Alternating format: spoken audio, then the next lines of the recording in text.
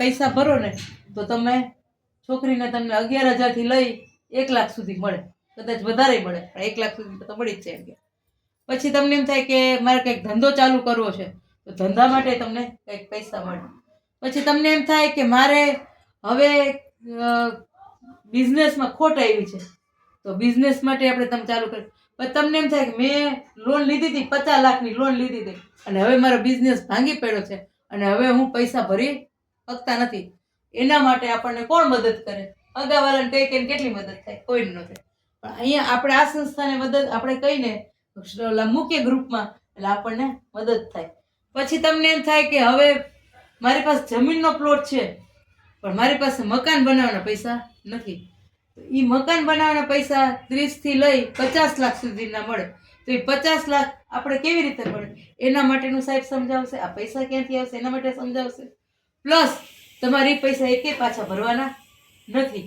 જીવનમાં એક વખત મેમ્બરશિપ લેવાની અને આ પૈસાના આપણે મેમ્બર થવાના, અને એ આપણને મદદરૂપ થાય. પણ આ બધામાંથી એક વખત એક જ લાભ મળે.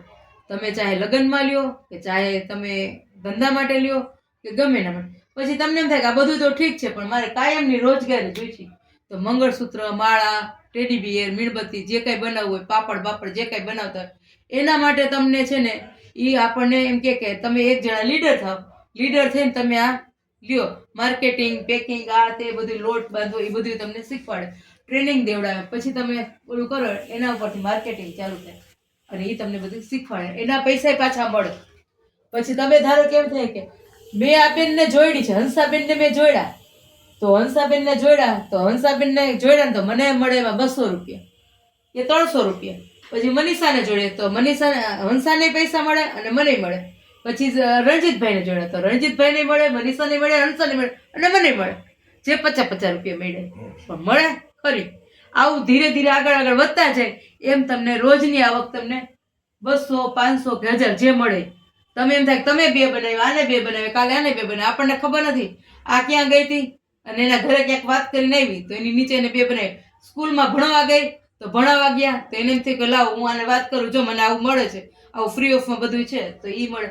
પણ આના બધાના નિચોડ શું કે એક જ વખત 1600 રૂપિયાની મેમ્બરશિપ ભરવાની. મેમ્બરશિપ ભરો ને એટલે આવી રીતે આપણને કામ મળે અને પૈસા આપણને મળે.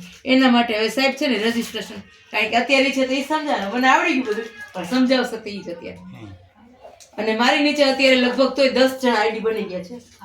અને એવું નહીં કે તમે રાજકોટમાં છો તો અહીંના તમે બાજુના બનાવો. તમે કાલે રાજસ્થાન જાઓ તો અહીંયા કરો વાત કે ભાઈ મેં આવી રીતે કર્યું છે ને આ સારું છે, કરવા જેવું તો કરો. આજે મેં છત્તીસગઢથી આઈડી મોકલી, છત્તીસગઢ ફોનમાં વાત કરી, મને કીધું મેં આ બધું સમજાવ્યું, ફોનમાં વાત કરી, ફોનમાં એના પૈસા મોકલાવી દીધા, ફોનમાં આધાર કાર્ડ મોકલાવી દીધું અને મેલ આઈડી મોકલાવી દીધું, ફોનમાં એનું ખુલી ગયું. એવી રીતે કાલે હવે રાજસ્થાન વાળા એક મારા છે જોધપુર વાળા, એની કાલે આઈડી આવશે, કાલે એ લોકો કરવાના છે. અને રાજકોટમાં આપણે અત્યારે 10 આઈડી કરી નાખી, બધા થઈ જાય. અને એમ નહીં મને લાભ થાય તો હું બધાને લાભ આપું. મને શું થાય કે ભાઈ હંસાના ઘરે છોકરીના લગ્ન છે તો એને કામ આવે. હવે આપણે બીજી મને એક આમાં વાત મેં જોઈડી છે, સાહેબને યસ થઈ ગઈ. મારી 3 આપણે તમારી 3 દીકરી છે, તમે તમારી દીકરી હાલો તમે દીધું બધું દીધું. પણ હવે તમને એમ થાય કે હું 1600 રૂપિયા ભરીને આઈડી બનાવી દઉં, એ ભરે તો ઠીક છે, નહીં તો તમે તમારી આઈડી બનાવીને 1600 રૂપિયા ભરશો ને તમારી છોકરીને 60 લાખ રૂપિયા મળે. કેટલા? 60 લાખ. અને 10 લાખની લોનમાં તમને હમણાં કહી છે કે આવી રીતે ભરવાની. 1 મહિનામાં 4 અઠવાડિયામાં લોન ભરી નાખવાની. 2000 રૂપિયા, પછી 5000 રૂપિયા, પછી 10000 રૂપિયા, પછી 25000 રૂપિયા, પછી 50, પછી લાખ, પછી 5 લાખ અને પછી છેલ્લે 10 લાખ રૂપિયા.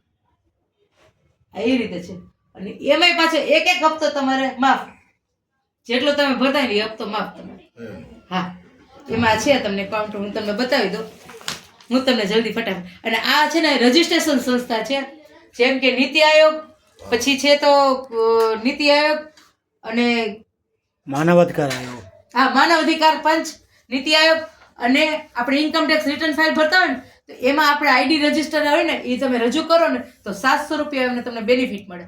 આપણે ઘણા બધા પૈસા ભરીએ તો આપણે કંઈક બતાવીને તો આપણને પૈસા પાછા મળી જાય. એટલે આપણને આઈડી કેટલાનો થાય? ખાલી 700 રૂપિયા થાય. પછી જો પેલા 1500 તમે ભરી શકો, પણ તમારે મકાનનો લાભ લેવો હોય ને તો તમે 1600 રૂપિયા ભરો.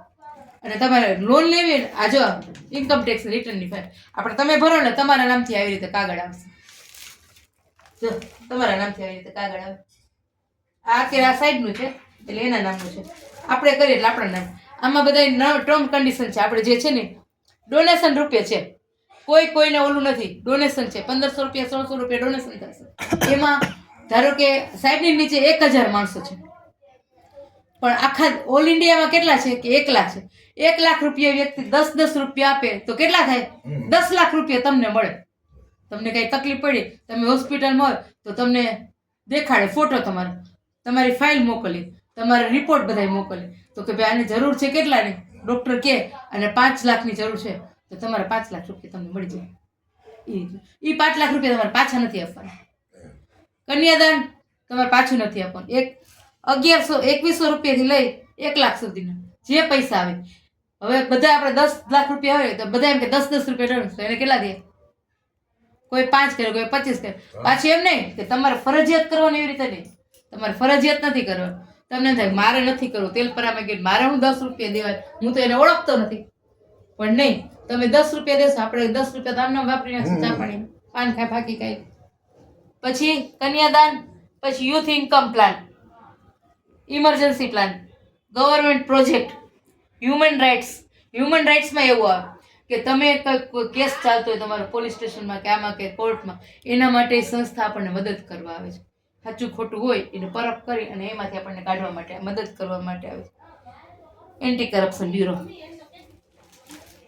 પછી આ જો હોસ્પિટલનું છે ખેતરનું છે અને આ છોકરાને ભણવા માટેનું કે તમે છોકરાઓને ભણવા મૂકી શકો તમને કાલ 25-50 લાખની જરૂર પડે તો એના માટેનું છે જો આ ખેતરમાં તમારા પાકની નુકસાની ગઈ કે તમારે કઈ તકલીફ પડી વીમો ચડી ગયો છે દેવાતા નથી પૈસા તો આપણને સંસ્થા મદદ કરે આ તમને મેં દવાખાનાનું મળે કીધું આ એ જ રીતના પછી આવશે લઘુ ઉદ્યોગ એટલે ટેડી બિયર ને આ તે મેં તમને કીધું મીણબત્તીનું એનું છે હવે આ લોનનું જો 2250 પેલા તમે લોનની કરો ને ટ્રાય પણ તમારે 3 મેમ્બર બનાવવાના તમારા નીચે તમે ધારો કે તમે બન્યા તમારા ઘરવાળાને બનાવ્યા તમારી દીકરીને બનાવ્યા તો 3 થઈ ગયા 4 જણા થઈ ગયા તમે તો 4 જણા